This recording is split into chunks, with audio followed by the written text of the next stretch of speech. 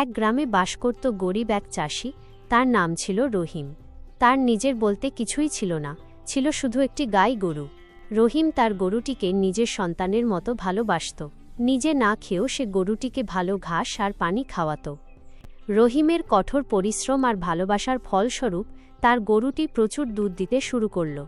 রহিম সেই খাঁটি দুধ নিয়ে প্রতিদিন সকালে বাজারে যেত। তার দুধের মান এত ভালো ছিল যে মুহূর্তের মধ্যেই সব দুধ বিক্রি হয়ে যেত।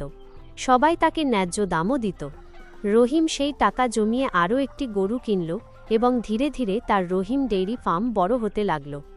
গ্রামে প্রভাবশালী ও হিংসুটে এক লোক ছিল, তার নাম জব্বার মিয়া। জব্বার মিয়ারও একটি দুধের ব্যবসা ছিল, কিন্তু সে রহিমকে কোনোভাবেই সহ্য করতে পারত না। রহিমের দুধের চাহিদা বাড়ায় জব্বারের ব্যবসা কমে গেল। একদিন জব্বার মিয়া রহিমকে বিপদে ফেলার এক ফন্দি আঁটল। সে রহিমের গরুর গোয়ালে রাতে লুকিয়ে ঢুকে পড়ল এবং গরুগুলোর খাবারে বিষ মিশিয়ে দিল। পরদিন সকালে রহিমের সব গরু অসুস্থ হয়ে গেল আর দুধ দেওয়া বন্ধ করে দিল।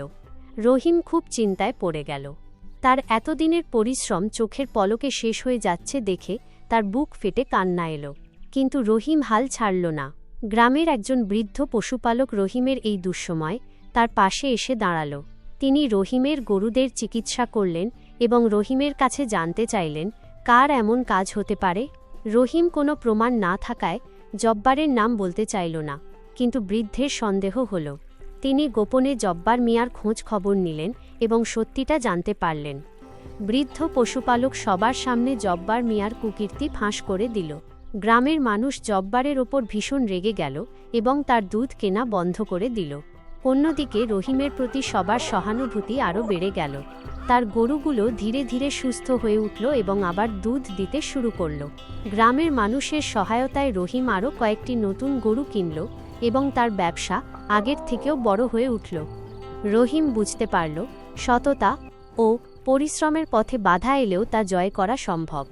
সে এখন গ্রামের সবথেকে বড় লোক ও সম্মানী মানুষ হয়ে উঠল।